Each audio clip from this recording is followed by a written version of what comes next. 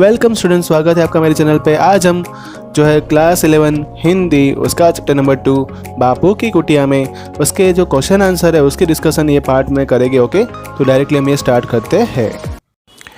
पहला सवाल जो यहाँ पे आ रहा है, बापू की कुटिया में आकर लेखक अपना सौभाग्य क्यों मानता है। तो यहाँ पे उसका जो सवाल का जो ये जवाब है वो मैं कभी कभी अपने शब्दों में या तो जो यहाँ पे लिखा हुआ है वही शब्दों में मैं आपको एक्सप्लेन करूँगा। ओके, जिससे वो थोड़ा सरल रहे। लेखक गांधी जी के जीवित रहने पर उनके आश्रम में जो है वो नहीं जा पाए थे, और दूसरी बात कि यहाँ पे उनको ये दुर्भाग्य भी वो मानते हैं। उनके जीवित ना रहने पर क्या हुआ था कि कुटी में आने पर उनको ऐसा लगता था कि वो अगर वो आते उन दिनों में तो वो इतनी देर तक उनके पास नहीं बैठ पाते। वैसे शांत एकांत में उनकी कुटिया में इतना तादात्म्य स्थापित करने का सुख भी उसे न मिल पाता। जब अब वो क्या हो रहा है कि उनके पायताने में बैठकर वो अपनी लेखनी को सार्थकता भी प्रदान न कर पाते, मतलब कि वो उसके ऊपर कुछ वो लिख नहीं पाते। जो तब न मिलता वो आज पाने का अवसर मिलने से लेखक स्वयं को सौभाग्यशाली मानता है। मतलब कि अभी जो है वो अकेले हैं तो उनको यहाँ पे लिखने का मौका मिल गया, वो कुछ इस बात को लिख कर बता पा रहे हैं, इसलिए वो अपने आप को सौभाग्यशाली मान रहे हैं। दूसरा सवाल यहाँ पे ये आ रहा है कि बापू के कमरे में लेखक को क्या क्या दिखाई देता है। तो बापू के कमरे में लेखक जो है बहुत सी चीज़ों को देखते हैं जहाँ पे बापू जो उन चीज़ों का इस्तेमाल करते थे। लेखक जो है खजूर की चटाई पर एक गद्दा डालकर और उसे खादी से ढककर बनाए गए बापू की बिस्तर को देखते हैं। बिस्तरे पर जो है बापू का तकिया और तुलसी की माला है, उनका प्रिय चरखा भी वहाँ रखा हुआ है। बापू की यहाँ पे घड़ी और जो खड़ाव है वो भी वहाँ पे रखे हुए हैं। कमरे में खुली अलमारी पर उनके 3 बंदर उनकी याद दिला रहे हैं। बापू का कलमदान, रद्दी का कागज़ डालने के लिए रखा टोकरा, पीतल का थूकदान, एक स्टैंड पर रखी हुई पेंसिल और कताई के सामान भी कुटिया में रखे हुए हैं। बिस्तरे के पास 3 खानों में सेल्फ भी रखा हुआ है।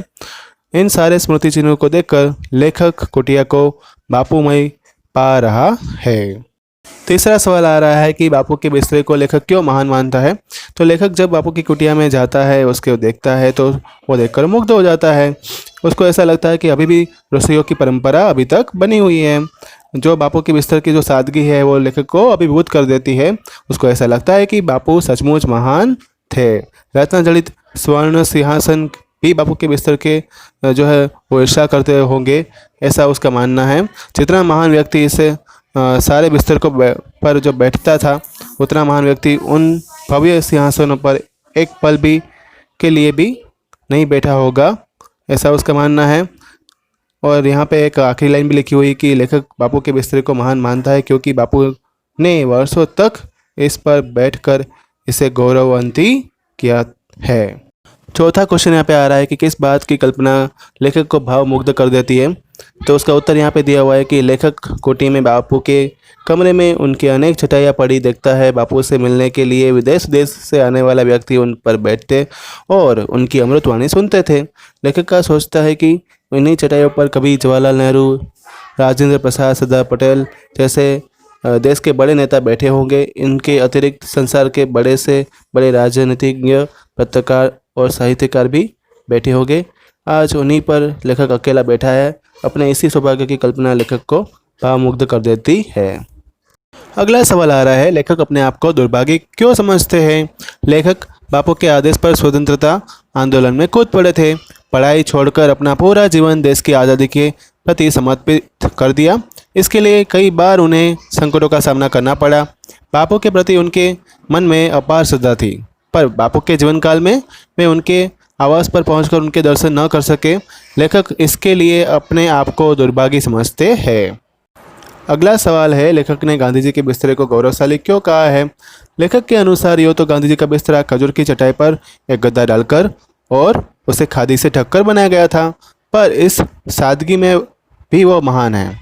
वह बड़े बड़े रत्न जड़ित सिंहासनों से भी बड़ा सिंहासन है, क्योंकि उस बिस्तर को अपने ऊपर उस बड़े आदमी, उस महापुरुष को दिनों, महीनों, वर्षों आसीन कराने का गौरव प्राप्त हुआ है, जिसके दर्शन को लोग तरसते हैं। इसलिए लेखक ने गांधी जी के बिस्तरे को गौरवशाली कहा है। अगला सवाल है, गांधी जी के सेल्फ में कौन कौन सी पुस्तकें थी। तो उसका उत्तर यहाँ पे दिया हुआ है। गांधी जी के उदार विचारधारा और सभी धर्मों के प्रति श्रद्धा रखने वाले महापुरुष थे।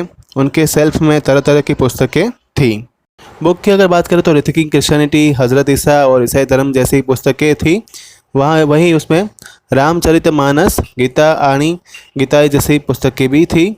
इसके अलावा श्री स्वास्थ्य वृत्ति, आश्रम भजनावली तथा सार्थ गुजराती चौड़नी कोस जैसी पुस्तकें भी उसमें सेल्फ में थी।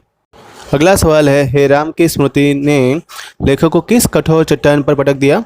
तो यहाँ पे उसका उत्तर दिया हुआ है कि बापू की कुटिया में लेखक अपनी कल्पना में बापू को अपने बिस्तर पर बैठे हुए यरवदा चक्र घुमाते हुए और अन्य कार्य करते हुए देखते हैं। तभी लेखक की नज़र दीवार पर उभरे हुए हे राम शब्द पर पड़ती है। वे एकाएक कल्पना लोक से उठकर ऐसी कठोर चट्टान पर पटक दिए जाते हैं जहाँ हे राम शब्द ने उन्हें बापू के उस अपने बीच न होने का एहसास करा दिया। उन्हें लगा कि बापू उनसे छीन ले गए हैं। मतलब कि जब तक लेखक अपने लिखने में मुग्ध थे, दीवार की ओर देखते और हे राम शब्द को उसने देखा, तब उसको अचानक से याद आ गया कि अब तो गांधी जी नहीं रहे।